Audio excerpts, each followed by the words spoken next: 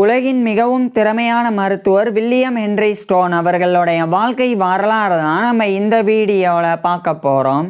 1830 ஜூலை 5 அன்னைக்கு இங்கிலாந்துடைய லண்டனில் இருக்கிற ஸ்பிட்டல்ஃபீல்ட்ஸில் பிறக்கிறார் வில்லியம் ஹென்றி ஸ்டோன். இவருடைய அப்பாவான வில்லியம் ஸ்டோன் ஒரு ரெவரண்டாக இருந்திருக்கிறாங்க, அதாவது ஒரு தேவாலயத்தில் மதகுருவாக இருந்திருக்கிறாங்க. மேலும் இவருடைய அப்பா ஸ்பிட்டல்ஃபீல்ட்ஸ்லேயே இருக்கக்கூடிய கிரைஸ்ட் சர்ச்சோடைய ரெக்டராகவும் இருந்திருக்கிறாங்க. இதனால் இவருடைய குடும்பம் நல்ல நிலையில் வாழ்ந்து வந்திருக்கிறாங்க.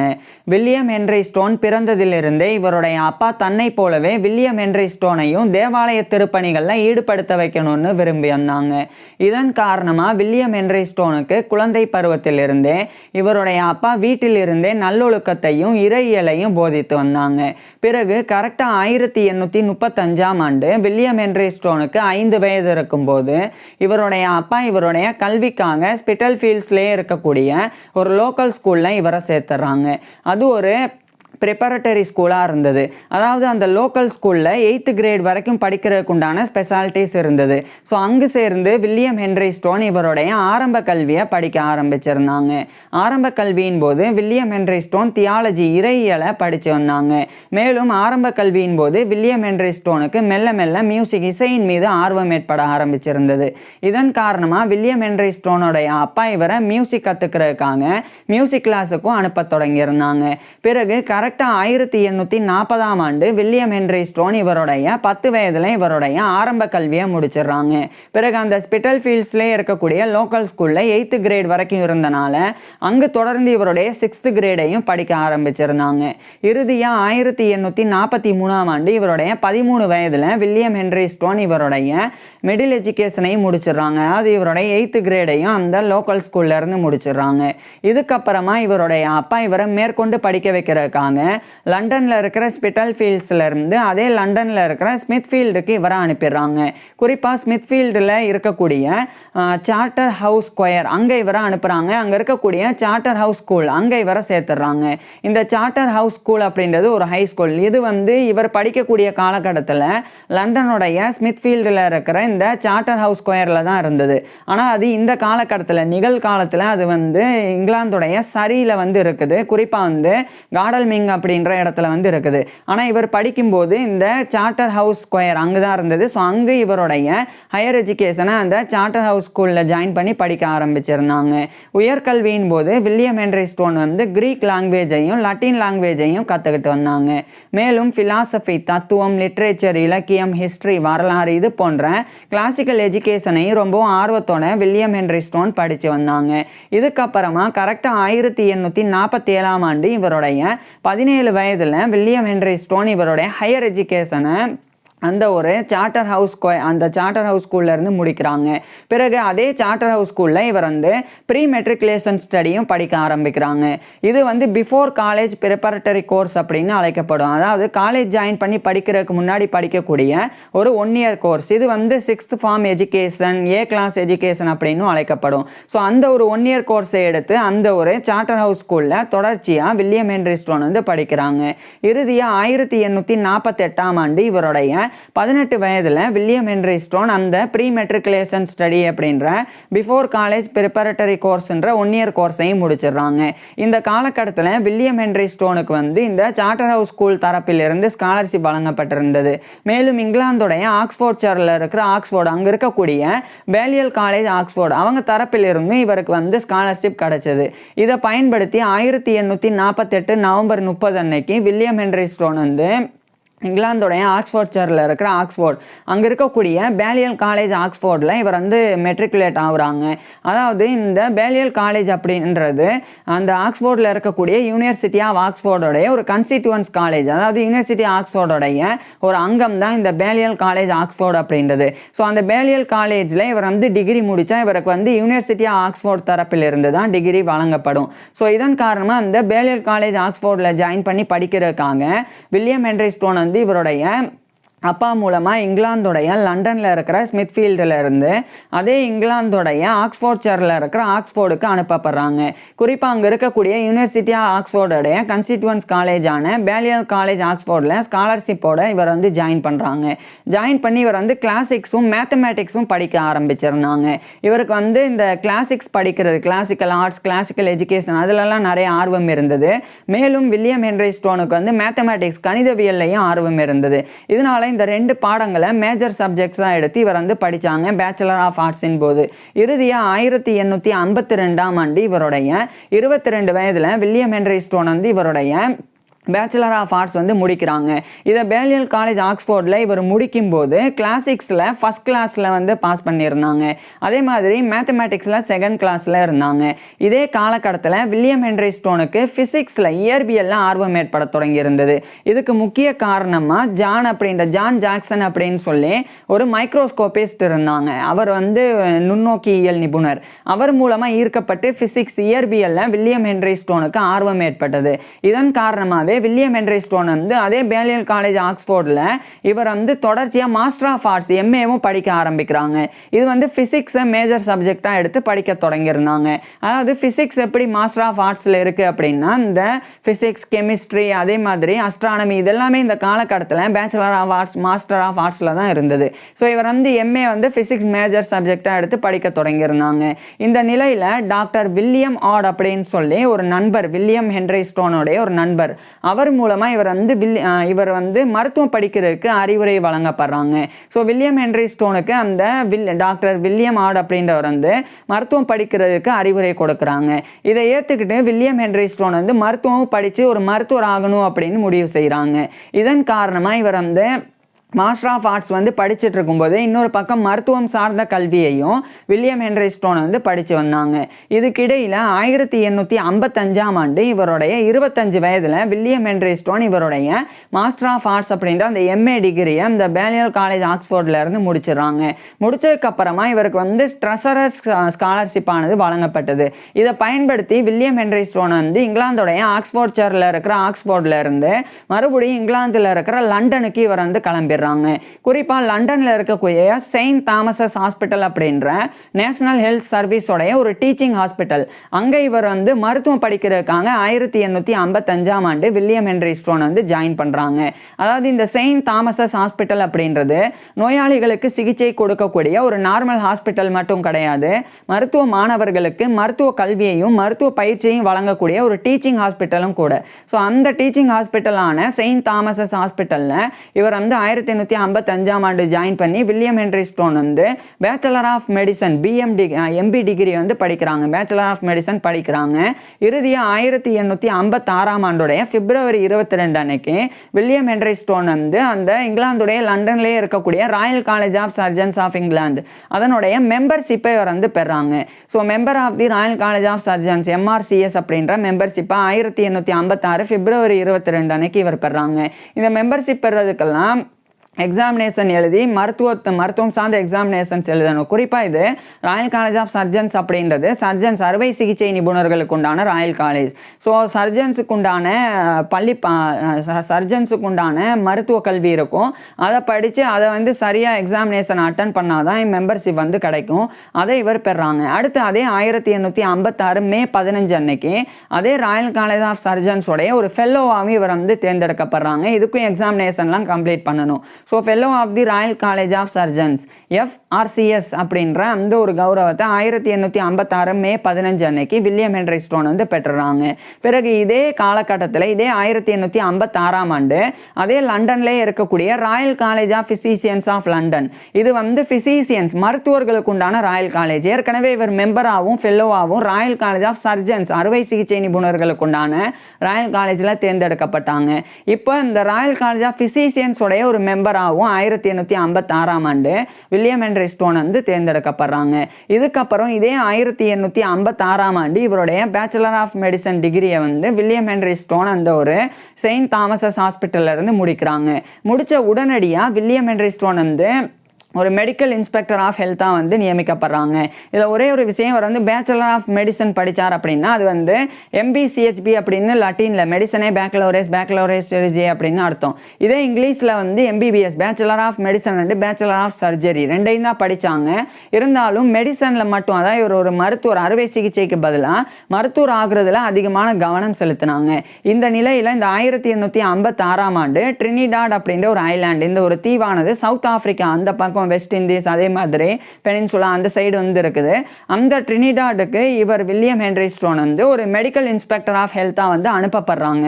ஸோ இவர் வந்து பிரிட்டிஷ் கவர்மெண்ட்டோடைய கீழே இவர் வந்து ஒரு மெடிக்கல் இன்ஸ்பெக்டர் ஆஃப் ஹெல்த்தாக வந்து இவர் ட்ரினிடாடுக்கு போகிறாங்க. அங்கே போய் டிராபிக்கல் ஃபீவர்ஸ், அதாவது வெப்பமண்டல காய்ச்சல்கள், அது குறித்து இவர் வந்து ஆராய்ச்சி பண்ணுறாங்க. அதே மாதிரி வேக்சினேஷன் பண்ணுறது, இந்த தடுப்பூசி போடுறது, அதுக்குண்டான ஒரு குழு இருந்தது. அந்த குழுவினுடைய ஒரு சூப்பரிண்டெண்டாகவும் ஒரு மேற்பார்வையாளராகவும் வில்லியம் ஹென்ரி ஸ்டோன் வந்து பணிபுரிஞ்சாங்க. இதுக்கப்புறமா 1857ஆம் ஆண்டு வில்லியம் ஹென்ரி ஸ்டோன் வந்து அந்த ட்ரினிடாட்ல இருந்து மறுபடியும் இங்கிலாந்தில் இருக்கிற லண்டனுக்கே வந்துடுறாங்க. இந்த முறை அந்த செயின்ட் தாமஸஸ் ஹாஸ்பிட்டல், இவர் மருத்துவம் படித்த அந்த செயின்ட் தாமஸஸ் ஹாஸ்பிட்டலில் வில்லியம் ஹென்ரி ஸ்டோன் ஒரு மெடிக்கல் ரெஜிஸ்ட்ராராக நியமிக்கப்படுறாங்க. அந்த பொறுப்பில் வில்லியம் ஹென்ரி ஸ்டோன் இவருடைய பணியை தொடங்குறாங்க. இதே காலகட்டத்தில் வில்லியம் ஹென்ரி ஸ்டோன் வந்து மருத்துவத்தில் நிறைய ஆராய்ச்சிகளை பண்ண தொடங்குறாங்க. குறிப்பாக எலக்ட்ரோதெரப்பி, அதாவது எலக்ட்ரோதெரப்பி அப்படின்றது மின்சாரத்தை பயன்படுத்தி சிகிச்சை கொடுக்கக்கூடிய முறை. அதனால வில்லியம் ஹென்ரி ஸ்டோன் வந்து இந்த எலக்ட்ரோதெரப்பியில் ஆர்வம் காட்ட தொடங்கியிருந்தாங்க.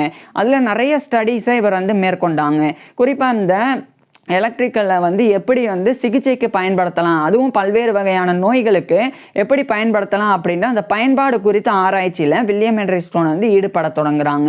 மேலும் ஹியூமன் பாடி, மனித உடலினுடைய எலக்ட்ரிக்கல் ப்ராப்பர்ட்டிஸ் குறித்தும் இவருடைய ஸ்டடீஸை மேற்கொண்டாங்க. இதுக்கிடையில் 1861ஆம் ஆண்டு வில்லியம் ஹென்ரி ஸ்டோன் வந்து இங்கிலாந்துடைய லண்டனில் இருக்கிற லண்டன் பரோ ஆஃப் சதக், அங்கே இருக்கக்கூடிய சரே டிஸ்பென்சரி அப்படின்ற ஒரு மருத்துவமனை, அங்கே ஒரு பிசிஷியன் மருத்துவராக 1861ஆம் ஆண்டு வில்லியம் ஹென்ரி ஸ்டோன் வந்து நியமிக்கப்படுறாங்க. மேலும் இதே 1861ஆம் ஆண்டு வில்லியம் ஹென்ரி ஸ்டோன் வந்து லண்டன்லேயே இருக்கக்கூடிய ராயல் பிராம்டன் ஹாஸ்பிட்டல், அதனுடைய ஒரு அசிஸ்டன்ட் பிசிஷியனாக உதவி மருத்துவராகவும் நியமிக்கப்படுறாங்க. ஸோ 2 பொறுப்பு. கூடுதலாக செயின்ட் தாமஸஸ் ஹாஸ்பிட்டலில் மெடிக்கல் ரெஜிஸ்ட்ராராக இவர் பணிபுரிஞ்சு வராங்க. அந்த பொறுப்பில் இருந்து லெக்சரர் ஆன் ஃபெரன்சிக் மெடிசனாக நியமிக்கப்படுறாங்க. ஃபெரன்சிக் அப்படின்றது தடயவியல் மருத்துவம். ஸோ அதை வந்து மருத்துவ மாணவர்களுக்கு கற்பிக்கக்கூடிய ஒரு விரிவுரையாளராக, லெக்சரராக 1861ஆம் ஆண்டு செயின்ட் தாமஸஸ் ஹாஸ்பிட்டலில் வில்லியம் ஹென்ரி ஸ்டோன் வந்து நியமிக்கப்படுறாங்க. அங்கிருந்து 2 ஆண்டுகளுக்கு பிறகு 1863ஆம் ஆண்டு அந்த லண்டனில் இருக்கக்கூடிய பிசிஷியன்ஸுக்கு உண்டான ராயல் காலேஜ் ஆஃப் பிசிஷியன்ஸ், அதனுடைய ஒரு ஃபெல்லோவாகவும் இவர் தேர்ந்தெடுக்கப்படுறாங்க. So fellow of the Royal college of physicians FRCP அப்படின்ற இந்த ஒரு கௌரவத்தை 1863ஆம் ஆண்டு வில்லியம் ஹென்ரி ஸ்டோன் வந்து பெறாங்க. ஸோ ஒட்டுமொத்தமாக Royal college of Surgeons, Royal college of Physicians அப்படின்னு 2 ராயல் காலேஜஸோடைய மெம்பர்ஷிப்பையும் ஃபெல்லோஷிப்பையும் இவர் வந்து 1863ஆம் ஆண்டில் பெற்று முடிச்சிடுறாங்க. இதுக்கப்புறமா வில்லியம் ஹென்ரி ஸ்டோன் வந்து கூடுதலாக இவருடைய ஆராய்ச்சியை தொடர்ந்து மேற்கொள்ள ஆரம்பிக்கிறாங்க. குறிப்பாக இந்த டயபெட்டிஸ், நீரிழிவு நோய், அதில் மின்சாரத்தை எப்படி பயன்படுத்துறது அப்படின்ற அந்த ஆய்வுகளில் வில்லியம் ஹென்ரி ஸ்டோன் வந்து ஈடுபட தொடங்குறாங்க. இதன் விளைவாக வில்லியம் ஹென்ரி ஸ்டோன் ஒரு மிக முக்கியமான ஒரு விஷயம் பண்ணுறாங்க. அதாவது இவர் வந்து எலக்ட்ரிக்கல் கரண்ட்டை எப்படி வந்து டயபெட்டிஸோடைய, அதாவது நீரிழிவு நோய் குறித்த அதில் வந்து அதற்கு எப்படி பயன்படுத்துறது, அதாவது நீரிழிவு நோய்க்கு சிகிச்சை கொடுக்கறதுக்கு இந்த எலக்ட்ரிக்கல் கரண்ட்டை எப்படி பயன்படுத்துறது அப்படின்னு ஆராய்ச்சி பண்ணாங்க. அதை வந்து இவர் use of continuous current in diabetes அப்படின்ற டைட்டிலில் ஒரு ஒர்க்காகவே எழுதி வில்லியம் ஹென்ரி ஸ்டோன் வந்து பப்ளிஷ் பண்ணாங்க.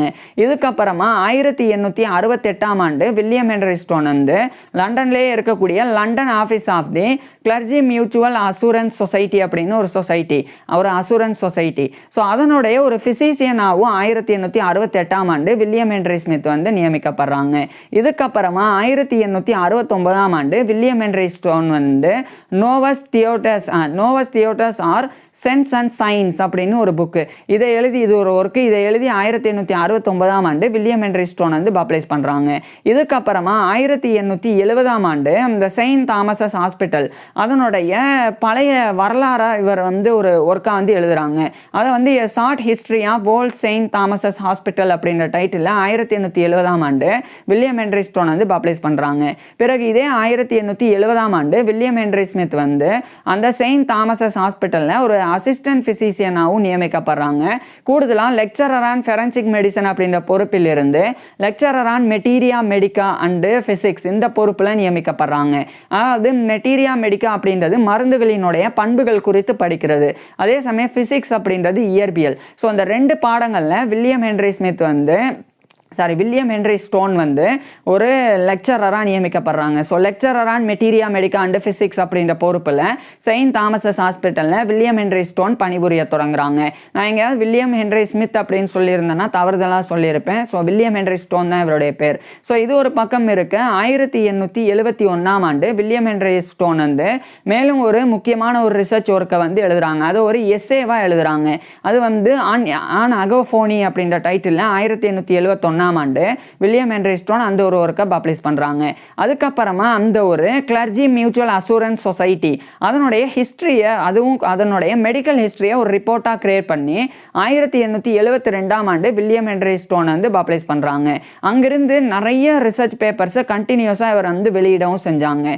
இந்த நிலையில் 1873 காலகட்டத்திலலாம் இந்த மியூசிக்கில் இவருக்கு ஆர்வம் இருந்தனால மியூசிக்கும் இவர் கற்றுக்கிட்டனால மியூசிக் குறித்த ஆராய்ச்சியில் ஈடுபட்டாங்க. அதாவது ஒவ்வொரு இசைக்கருவியிலிருந்தும் எப்படி ஒளி வந்து எழுப்பப்படுது, அந்த ஒளி எப்படி மாறுபடுது, அதனுடைய இயற்பியல் தன்மை அது குறித்தும் வில்லியம் ஹென்றி ஸ்டோன் வந்து இவருடைய ஆராய்ச்சியை மேற்கொண்டாங்க. இதுக்கிடையில் 1874ஆம் ஆண்டு அந்த செயின்ட் தாமஸஸ் ஹாஸ்பிட்டலில் அசிஸ்டன்ட் ஃபிசிஷியன் உதவி மருத்துவர் அப்படின்ற பொறுப்பில் இருந்து ஒரு ஃபுல் ஃபிசிஷியனாக மருத்துவராகவே நியமிக்கப்பட்டுறாங்க. பதவி உயர்வை பெற்றுறாங்க. மேலும் இதே 1874 இந்த காலகட்டத்தில் வில்லியம் ஹென்றி ஸ்டோனுடைய ஆராய்ச்சியும் வந்து முடிவுக்கு வந்தது. இதன் விளைவாக 1875 காலகட்டத்தில் வில்லியம் ஹென்றி ஸ்டோன் வந்து ஒரு முக்கியமான ஒர்க்கை பப்ளிஷ் பண்ணுறாங்க. அது வந்து அட்ஜஸ்ட்மெண்ட்ஸ் ஆஃப் தி ஸ்பிக்மோகிராஃப் அப்படின்னு ஒரு ஒர்க்கு. இது 1875ஆம் ஆண்டும் அடுத்து 1876ஆம் ஆண்டு வில்லியம் ஹென்றி ஸ்மித் வந்து ரொம்பவும் முக்கியமான சயின்டிஃபிக் பேசிஸ் ஆஃப் மியூசிக் அப்படின்னு ஒரு ஒர்க்கு இதை இவர் பப்ளிஷ் பண்ணுறாங்க. இந்த சயின்டிஃபிக் பேசிஸ் ஆஃப் மியூசிக் அப்படின்றது இசையின் அறிவியல் அடிப்படை அப்படின்னு. ஸோ அந்த ஒரு ஒர்க்கானது மிகவும் ரொம்ப ஃபேமஸான ஒரு ஒர்க்காக வந்து போக ஆரம்பிக்குது. இதே 1876ஆம் ஆண்டு தான் வில்லியம் ஹென்றி ஸ்டோன் வந்து மேலும் எலிமெண்ட்ரி லெசன்ஸ் ஆன் சவுண்ட் அப்படின்னு மியூசிக் சார்ந்து இன்னொரு ஒர்க்கையும் 1876ஆம் ஆண்டு வில்லியம் ஹென்றி ஸ்டோன் எழுதி பப்ளிஷ் பண்ணுறாங்க. இது ரெண்டுமே வந்து பெரிய அளவில் சேல்ஸ் ஆகுது, லார்ஜ் சேல்ஸ் ஆனது இந்த காலகட்டத்தில். ஸோ இது வில்லியம் ஹென்றி ஸ்டோனுக்கு பெரிய ஒரு பெருமையை தேடி கொடுக்கக்கூடிய விஷயமா இருந்தது. இதுக்கப்புறமா வில்லியம் ஹென்றி ஸ்டோன் வந்து கூடுதலாக இன்னும் நிறைய ஆராய்ச்சி முடிவுகளை தொடர்ச்சியாக வெளியிட்டு வந்தாங்க. நிறைய மருத்துவ விரிவுரைகளையும் இவர் வந்து கொடுத்து வந்தாங்க. அதில் குறிப்பாக ப்ளூரல் டென்ஷன் அது குறித்து இவர் ஒரு ஆராய்ச்சி செஞ்சு 1878ஆம் ஆண்டு clinical lecture on pleural tension அப்படின்னு சொல்லி ஒரு ஒர்க்கை இவர் பப்ளிஷ் பண்ணுறாங்க.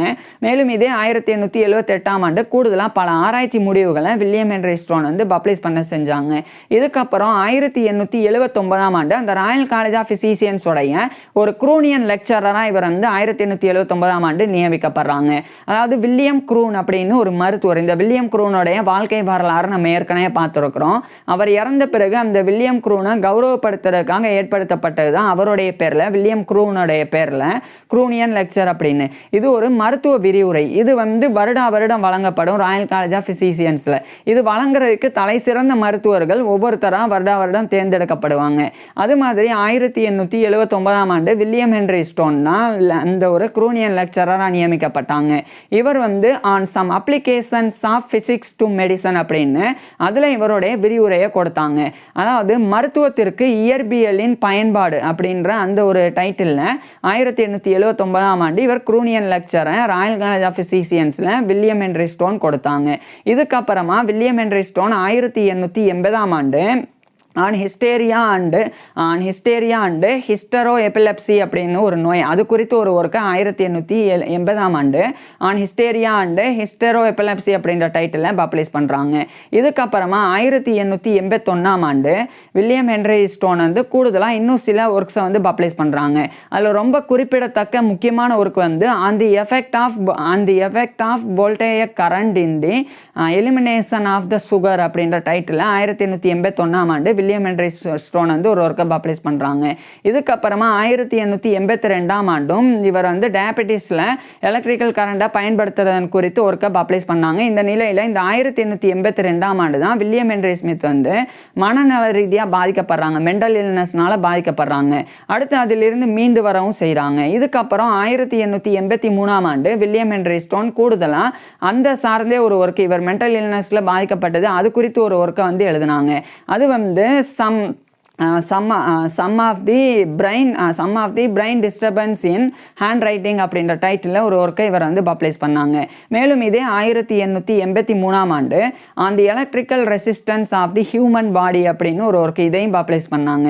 இதுக்கப்புறம் 1884 இந்த காலகட்டத்திலலாம் வில்லியம் ஹென்றி ஸ்டோன் வந்து மேலும் புகழ் பெறக்கூடிய ஒரு மருத்துவராக ஆகுறாங்க. இவர் எக்கச்சக்கமாக மருத்துவத்தில் பல ஒர்க்ஸை வந்து எழுதினாங்க. எல்லாமே எலக்ட்ரோ தெரப்பி, இந்த electrical properties of the human body இது குறித்தே தொடர்ந்து இருந்தது. ஸோ இதில் தொடர்ச்சியாக வில்லியம் ஹென்றி ஸ்டோன் வந்து இவருடைய ஒர்க்ஸை கண்டினியூவாக பப்ளிஷ் பண்ணவும் செஞ்சாங்க. இதுக்கிடையில் 1886ஆம் ஆண்டு வில்லியம் ஹென்றி ஸ்டோன் வந்து லம்லியன் லெக்சரராகவும் ராயல் காலேஜ் ஆஃப் ஃபிசிசியன்ஸில் தேர்ந்தெடுக்கப்படுறாங்க. 1886ஆம் ஆண்டு அதாவது ஜான் லம்லி அப்படின்னு ஒரு நபர், அவரின் நினைவாக லம்லியன் லெக்சர் அப்படின்னு ஒரு மெடிக்கல் லெக்சர். ஸோ அது 1886ஆம் ஆண்டு வில்லியம் ஹென்றி ஸ்டோன் தான் வழங்கினாங்க. அதை வந்து இவர் the electrical condition of the human body man as a conductor and electrolyte அப்படின்ற டைட்டிலில் இவர் வந்து இவருடைய விரிவுரையை 1886ஆம் ஆண்டு கொடுத்தாங்க. இதுக்கப்புறம் 1887ஆம் ஆண்டு வில்லியம் ஹென்றி ஸ்டோன் கூடுதலாக ஹார்வேயன் ஒரேட்டராகவும் நியமிக்கப்பட்டாங்க ராயல் காலேஜ் ஆஃப் ஃபிசிசியன்ஸில். அதாவது வில்லியம் ஹார்வி அப்படின்னு ஒரு மருத்துவர், இந்த வில்லியம் ஹார்வியோடைய வாழ்க்கை வரலாறு நம்ம ஏற்கனவே பார்த்துருக்குறோம். ஸோ அந்த வில்லியம் ஹார்வியை கௌரவப்படுத்துறதுக்காக அந்த வில்லியம் ஹார்வியோடைய பேரில் ஹார்வேயன் ஒரேசன் அப்படின்னு ஒரு மருத்துவ விரிவுரை, அந்த மருத்துவ விரிவுரை வழங்கக்கூடிய ஒரு ஹார்வேயன் ஒரேட்டராக 1887ஆம் ஆண்டு அக்டோபரில் William Henry Stone royal college of ஃபிசிசியன்ஸில் நியமிக்கப்பட்டாங்க. பிறகு இந்த காலகட்டத்தில் ஃபிசிக்கல் சொசைட்டி ஆஃப் லண்டன் அதனுடைய அந்த ஃபிசிக்கல் சொசைட்டி ஆஃப் லண்டனுடைய ஒரு வைஸ் பிரசிடெண்டாகவும் வில்லியம் ஹென்றி ஸ்டோன் வந்து நியமிக்கப்பட்டாங்க. இது மட்டும் இல்லாமல் வில்லியம் ஹென்றி ஸ்டோன் பொறுத்த வரைக்கும் அட்மினிஸ்ட்ரேஷனில் பல பொறுப்புகளில் இருந்தாங்க. குறிப்பாக இந்த கிளர்ஜி மியூச்சுவல் அசூரன்ஸ் சொசைட்டி அதனுடைய ஒரு முக்கியமான பொறுப்பில், அதாவது அதனுடைய ஒரு டைரக்டராகவும் எக்ஸாமினராகவும் இவர் ஒர்க் பண்ணாங்க. கூடுதலாக ராயல் காலேஜ் ஆஃப் ஃபிசிசியன்ஸோடைய ஒரு சென்சாராகவும் கூட வில்லியம் ஹென்றி ஸ்டோன் வந்து 1884 காலகட்டத்திலிருந்தே ஒர்க் பண்ணவும் செஞ்சு வந்தாங்க. ஸோ இப்பேற்பட்ட நபர் வந்து 1890ஆம் ஆண்டு இவருடைய 60 வயதில் வில்லியம் ஹென்றி ஸ்டோன் வந்து கட்டாயமாக 60 வயதில் ரிட்டையர் ஆகணுன்ற நிலை இருந்தனால Saint Thomas's hospital, royal Brompton hospital, அதுக்கப்புறமா அந்த சரி டிஸ்பென்சரி அப்படின்னு எல்லாத்துலேருந்தும் ரிட்டையர் ஆகுறாங்க. குறிப்பாக அந்த கிளர்ஜி மியூச்சுவல் அசூரன்ஸ் சொசைட்டி அங்கிருந்தும் வில்லியம் ஹென்றி ஸ்டோன் வந்து ரிட்டையர் ஆகுறாங்க.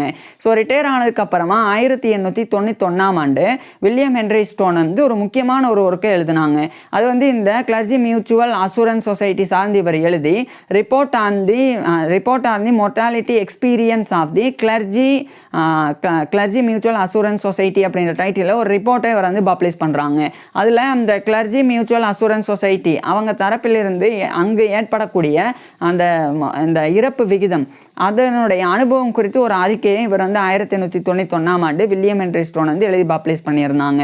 இப்பேற்பட்ட நபர் இதே 1891ஆம் ஆண்டு ஜூலை 5 அன்னைக்கு இவருடைய உடல்நல குறைபாடு காரணமாக இவருடைய 61 வயதில் இறந்து போயிடுறாங்க. கரெக்டாக இவர் பிறந்த நாளும் ஜூலை 5 தான், இறந்த அந்த ஒரு நாளும் ஜூலை 5 தான். ஸோ 1891 ஜூலை 5 அன்னைக்கு இவருடைய 61 வயதில் வில்லியம் ஹென்றி ஸ்டோன் வந்து இறந்து போயிடுறாங்க. வில்லியம் ஹென்றி ஸ்டோன் இறந்து போயிட்டாலும் வில்லியம் ஹென்றி ஸ்டோன் மருத்துவத்திற்கு ஆற்றின பங்களிப்பானது மிகப்பெரியது. அதன் காரணமாகவே இன்னைக்கு வரைக்குமே ஒரு குறிப்பிடத்தக்க ஒரு மருத்துவராகவும் போற்றப்படக்கூடிய ஒரு மருத்துவராகவும் யுனைடெட் கிங்டமில் வில்லியம் ஹென்றி ஸ்டோன் வந்து பார்க்கப்படுறாங்க. ஸோ இப்பேற்பட்ட வில்லியம் ஹென்றி ஸ்டோன் பற்றி நீங்கள் என்ன நினைக்கிறீங்க அப்படின்றத கீழே கமெண்ட்ஸில் சொல்லுங்கள். உங்களுக்கு எந்த மாதிரியான டாபிக்ஸில் எந்த மாதிரியான வீடியோஸ் வேணும் அப்படின்றதையும் கீழே கமெண்ட்ஸில் சொல்லுங்கள். தேங்க்யூ.